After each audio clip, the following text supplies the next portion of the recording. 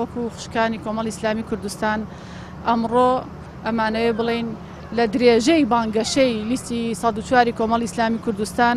خوشکانی ئێمە زۆر دڵسۆزانە و مادوونە ناسانە و خۆبەخشانە ئەوڕۆ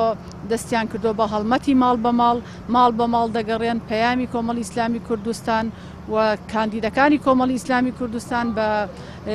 ماڵان دەناسێنن و لە نزیکەوە ئێمە گفتوگۆ لەگەڵ خەڵکی دەکەین. هەندێک هەیە ڕای نییە هەر دەنگ بدە، بەس ئێمە قەنەعەتی پێ دەکەین کە بچێت بەشداری ئەو دەنگدانە بکات، چونکە بەلامانەوە بەشداریکردن لە دەنگدان پرۆسەیەکی پیرۆزە و پێویستە سەرجەم خەڵکی تێیدا بەشدار بێ و ئەمڕۆ ئێمە توانین ببین بە